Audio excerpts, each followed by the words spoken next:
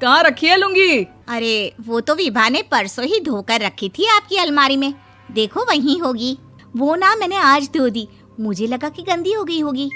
अरे कैसे गंदी हो गई थी, उसे तो मैंने पहना भी नहीं। हे भगवान, इस लड़की के कपड़े धोने की आदत से परेशान हो गया हूँ मैं। जितना तो घर में राशन नहीं आता उससे कहीं ज्यादा डिटर्जेंट पाउडर का खर्चा है। इसकी शादी करवा दो, शादी। जाए अपने घर में ही करे काम, फिर चाहे घर के कपड़े धोने हो या पूरे गांव के। हाँ ठीक बोल रही हो, देखता हूँ मैं कोई लड़का। वो दिन भी आ जाता है जब विभा को देखने लड़के वाले आ जाते हैं। लड़की मुझे अच्छी लगी। होने वाली सास कहती है, बेटी अगर कुछ पूछना है तो पूछ लो। वैसे तो हमारी लड़की बहुत ही शर्मीली है, जो बोल दो वो मान लेती है, इसे क्या पूछना होगा। अरे कैसी बात कर रही हो माँ, मुझे इन लोगों के घर रहना है, सवाल तो कई है। हाँ हाँ बेटा पूछ लो ना, क्या पूछना है। आप लोगों के घर कपड़े कौन धोता है? सास का मुंह बन जाता है। देखो अगर तुम ये कहना चाहती हो कि तुम्हें कपड़े धोने नहीं आते तो सुन लो, कपड़े मैं ही धोती हूँ, लेकिन तुम्हारे आ जाने के बाद मैं रुमाल तक नहीं धोऊंगी। अरे चुप रहना भाग्यवान, बहू बेचारी घर आई नहीं, उसे डराना शुरू कर दिया। वो क्या है ना बिटिया, अभी तक तो ये कल्लू की माँ ही धोती थी, लेकिन अब तुम्हारे पापा तो दहेज में वॉशिंग मशीन देंगे ही।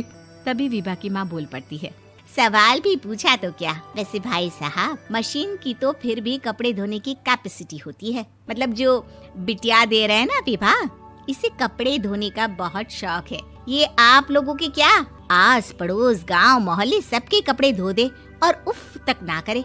बाहर देखा नहीं आपने कितने कपड़े सूख रहे हैं, सब हमारी बिटिया ने ही तो धोए हैं। बस भी करो ना माँ, शर्म आ रही इतनी तारीफ सुनकर। और तो और एक दाग निकाल कर दिखाओ तो मान जाओ। हाँ अच्छा माफ करना बेटा, मैंने गलत समझा, हमें तो रिश्ता बहुत पसंद है। और ऐसे जुड़ जाता है रिश्ता कपड़े धोने का शौक रखने वाली विभा का। उसकी शादी हो जाती है कोयला फैक्ट्री में काम करने वाले कल्लू के साथ। शादी के बाद अचानक विभा चिल्लाती हुई सास के पास आती है। सासू माँ, अरे सासू माँ कहाँ है आप? ये तो धोखा है, धोखा दिया आप लोगों ने मुझे। इसे ससुर के चक्कर के बारे में पता चल गया। अरे तो उसमें तुझे क्यों धोखा मिला है? अरे नल में पानी नहीं आता, कपड़े कैसे कब धुलेंगे? अच्छा तू पानी नहीं आ रहा उसकी बात कर रही है। तो आपने क्या सोचा? कुछ नहीं। अच्छा हाँ, तेरी माँ ने कहा था कि कपड़े धोने का शौक है तुझे, याद आया मुझे। शौक बोलकर कपड़े धोने वाले मेरे जुनून को कम ना आके सासू माँ, कपड़ा धोना मेरा गुरूर है। तभी पति भी वहाँ आ जाता है। अभी मैंने इसे सनी देओल की फिल्म दिखाई है, उसी के डायलॉग मार रही है माँ। अच्छा सुन, साफ साफ बता रही हूँ, पानी सुबह 4 से 6 और शाम को 10 से 12 आता है, समझी? विभा टाइमिंग सुनकर हैरान हो जाती है। ये क्या भूतों का मोहल्ला है? सुबह 4 बजे उठकर कौन कपड़े धोता है? 4 बजे टंकी में पानी जाता है, फिर सारा दिन धोना ना, किसने मना किया? अरे कैसी बात कर रही हैं? 200 लीटर की टंकी में कितने कपड़े धो लूंगी मैं, सुबह ही उठ जाऊंगी मैं। अब क्या था, विभा सुबह 4 से लेकर रात के 12 बजे तक कपड़े ही धोती रहती। एक रोज सास पड़ोस से निकलकर कहीं जा रही होती है कि साथ वाली कहती है, हाँ कल्लू की माँ, जरा ये बताओ कि 2 साड़ी है, 2 ब्लाउज और एक पेटीकोट और एक नाड़े वाला लंबा कच्छा। हाँ तो? अरे तो क्या, कितना लोगी धुलाई ये बताओ। धोबन दिख रहे हैं हम क्या?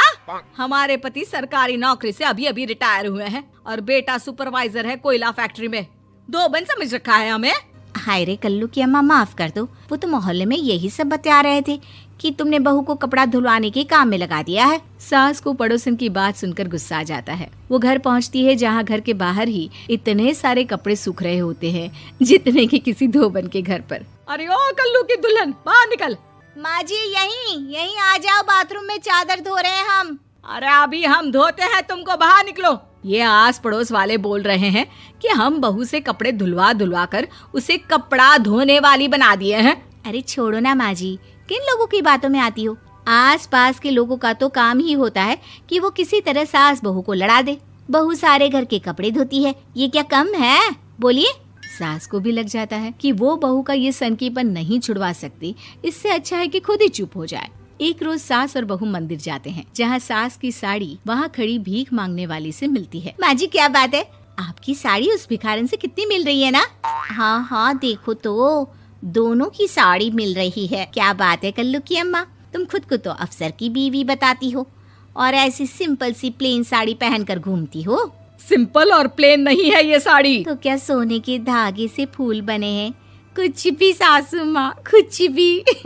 हाँ, बने थे इस साड़ी में सोने के धागे से फूल। मेरे पति लेकर आए थे मद्रास से स्पेशली मेरे लिए 10,000 की। ताहे भाई साहब इस भिखारन के लिए भी सेम टू सेम साड़ी लेकर आए होंगे 10,000 की। सास उस वक्त कुछ नहीं कहती, लेकिन बहू के साथ घर आती है और अलमारी से एल्बम निकाल कर लाती है। ये साड़ी देख रही है, ये वही साड़ी है जिसे मैंने अभी पहना था। इस साड़ी में ये जो चमकदार फूल दिख रहे हैं ना, ये सोने के धागों से काढ़े गए हैं। लेकिन तू लोकल वॉशिंग मशीन ब्रश से घिस घिस कर सारे फूलों को निकाल कर साड़ी प्लेन कर दी। मुझे माफ कर दीजिए सासू माँ। और तो और, जब मैंने तुझे तेरी गलती के लिए कुछ नहीं कहा, लेकिन तूने तो सबके सामने मेरा मजाक ही बना दिया। क्यों? बहू को समझ में आ जाता है कि अब से उसका कपड़े धोना बंद।